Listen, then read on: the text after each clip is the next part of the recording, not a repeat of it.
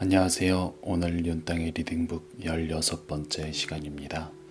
2021년 소의 해가 시작이 됐는데요. 모두 연말과 신년회 모두 잘 보내셨나요? 아무래도 이번 코로나 때문에 2020년은 정말 모두가 힘든 한 해가 되지 않았을까 싶습니다. 2021년에는 앞으로 더 좋은 일만 가득하시고요. 건강도 유의하시고 건강 그리고 돈 모두 이룰 수 있도록 제가 기원하도록 하겠습니다. 그럼 오늘 윤땅의 리딩북 16번째 시작하도록 할게요.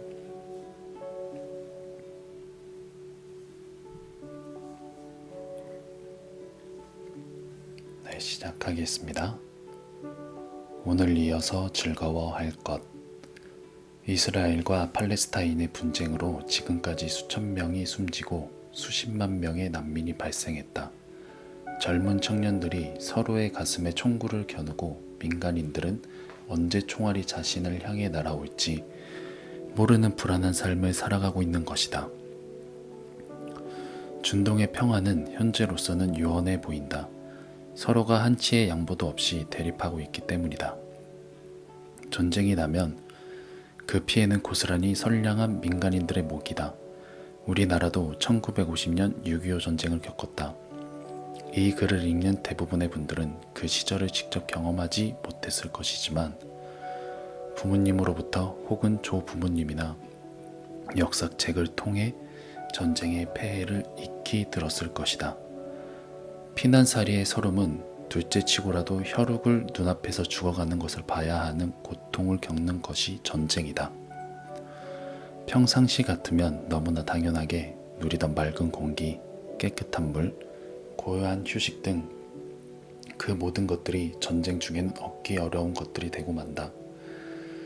그리고 요즘 전쟁은 최첨단 무기들이 동원되니만큼 피난 갈 시간도 없이 죽음을 맞이할 수밖에 없다. 만일 지금 당장 전쟁이 난다면 어떨까? 그토록 지겼던 학교가, 그토록 가기 싫던 직장이, 그토록 꼴보기가 싫었던 어떤 사람이 이젠 사무치게 그립고 보고픈 존재가 될 것이다. 지금의 평화에 대해 감사할 줄 모르는 사람은 오늘은 행복하게 보낼 수 없다. 그대가 사는 곳이 이스라엘과 팔레스타인의 분쟁 지역이 아닌 것에 감사해야 한다. 혹시라도 그곳에 있는 독자가 이 책을 읽는다면 자신의 분쟁 지역에 있음을 원망할 것이 아니라 기적처럼 지금 살아있음에 감사해야 한다. 감사하는 사람은 오늘을 즐겁게 보낼 수 있다. 오늘의 고마움을 어찌 말로 다 표현할 수 있겠는가? 나는 날마다 오늘이어서 참 좋다. 내 카톡 프로필의 주요 단골 메시지는 지금 이 순간에 존재할 것이 라는 문구다. 나는 이 문구를 쓰면서 스스로에게 체면을 거는 것이다. 오늘에 만족하고 오늘을 즐기자. 이런 다짐을 하루를 행복하게 만든다. 오늘의 아침이 좋고 오늘의 햇살이 좋고 오늘의 바람이 좋다. 어제의 아침, 어제의 햇살, 어제의 바람은 이미 과거의 것이다. 내일의 아침, 내일의 햇살, 내일의 바람 역시 아직 다가오지 않는 허상일 뿐이다. 지금 현재의 것에 집중하라. 오늘이란 지점에 자신을 온전하게 머무르게 하라. 그렇게 사는 사람이 긍정적인 사람이다. 어떤 사람은 오늘이라는 시간을 낭비하는 곳에서 더 나아가 최악의 시간으로 만드는 사람들도 있다. 그런 사람의 공통점은 무엇일까? 바로 부정적이라는 것이다. 매사에 불평불만을 하기 때문에 현재에 만족하지 못하는 것이다. 지인의 아들은 30이 훌쩍 넘었는데도 아직 백수 생활을 하고 있다. 그는 항상 부모를 원망한다. 어머니, 아버지가 저한테 해준 게 뭡니까? 다른 친구들은 부모님 사업자금도 대주고 집도 사주고 그러는데 나만 주면 부모예요? 이런 식으로 부모에게 막말을 서슴지 않는다. 그런데 그의 부모는 해줄 만큼 해준 사람들이다. 아파트 경비원으로 과로에 시달리면서도 아버지는 아들을 위해 수십 년을 일했다. 어머니는 관절염과 당뇨에 걸려 몸이 아프지만 지금도 파출부 일을 하면서 아들 뒷바라지를 한다. 항상 아들을 먼저 생각해서 본인들의 옷보다는 아들의 옷을 사고 본인들 먹을거리보다는 아들 먹을 것을 더 챙기는 부모인 것이다. 이런 부모에게 감사하지 못하는 부정적인 아들은 30이 넘어서도 자신의 일을 가지지도 않은 채 부모에게 얹혀 살고 있다. 그러면서도 오늘도 투덜대고 있다. 내가 부잣집에서 태어났다면 이렇게는 안 살지. 이 말은 정말 어이없는 말이다. 그는 부잣집에서 태어났어도 그렇게 살 사람이다. 오늘을 사랑하는 법을 모르는 사람이기 때문이다. 다시 말해 긍정적으로 현재를 살아가지 못하는 사람이기 때문에 아무리 부잣집에서도 태어났다 해도 행복한 삶을 영위할 수 없다는 뜻이다. 내가 가진 것들을 감사할 줄 아는 것이 오늘을 즐겁게 사는 법이다. 내가 가지지 못한 것에 집중하면 인간은 한없이 초라한 존재가 될 뿐이다. 내게 없는 것에 연연하는 것만큼 스스로 불쌍하게 만드는 것도 없다. 자신에게 주어진 것들을 기꺼이 받아들고서 오늘을 산다면 기쁨은 늘 넘칠 것이다. 내가 가진 것으로 최선의 것을 창조해내는 사람이 되라. 다른 사람이 가진 것을 부러워하지 말라. 사람이라면 누구에게나 주어진 것이 오늘이다. 이 시간을 즐거워하는 사람이 된다는 건 인생을 즐겁게 살아갈 수 있는 기술을 습득하는 것이다. 어제 괴로웠어도 오늘 그대는 행복한 사람이다.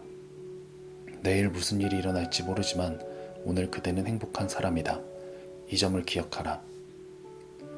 우리는 오늘 행복하게 지내야 하는 존재들이다. 내일을 위해 오늘을 가련하게 살 필요는 없다. 내일 잘 먹고 잘 살겠다고 일부러 오늘 굶주리지 마라. 오늘이란 시간을 잘 살아내지 않는다면 내일은 어쩌면 영원히 오지 않을 신기루일지도 모른다. 우울증 환자는 오늘 불행하기 때문에 항상 불행하다고 느끼는 중이다. 그들이 완치되기 위해서는 반드시 오늘을 즐겁게 보내는 연습을 해야만 한다. 오늘을 즐겁게 살기 위해서는 위에서 말했듯이 자신에게 있는 것들을 감사하면서 내 안의 재능으로 세상에 당당하게 나가는 것이다. 그대 안에 잠재가 된 숨은 능력을 일깨워라. 그러면 오늘이 정말 미치도록 즐거울 것이다. 그대가 그림 그리는 걸 좋아한다면 오늘 당장 그림을 그려라. 그대가 글을 쓸 때 즐겁다면 오늘 당장 글을 써라. 그대가 식물을 돌볼 때 행복하다면 오늘 당장 식물을 돌봐라. 내일이 아니다.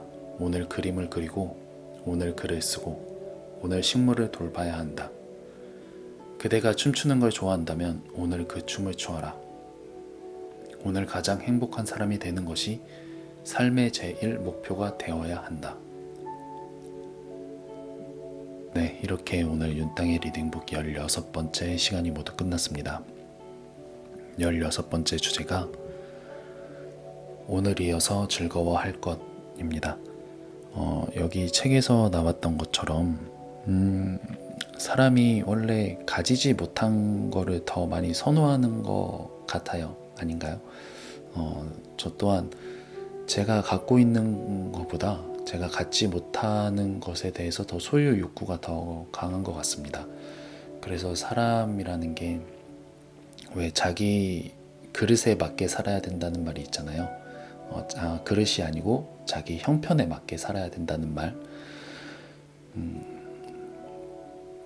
물론 뭐 꼭 그 말이 어떻게 무조건 좋다라고는 할 수는 없겠지만 그래도 현실적으로만 따지고 이성적으로만 판단을 한다면 그게 맞는 말이죠. 자기의 형편을 뛰어넘어서 살게 되면 하루하루 그리고 뭐 계속 이어진다면 그 삶이 더 많이 힘들어지겠죠. 그러다 보면 어느 순간 쓰러지게 될 테고. 여러분은 어떤가요? 여러분들은 본인이 소유하고 있는 것에 행복감을 느끼면서 만족하시면서 살고 있으신가요? 그러지 못한다면 앞으로 저와 함께 본인이 갖고 있는 것만으로도 충분히 행복감을 가질 수 있도록 노력하면서 살아갔으면 합니다. 오늘은 여기까지 하겠습니다. 감사합니다. 안녕히 계세요.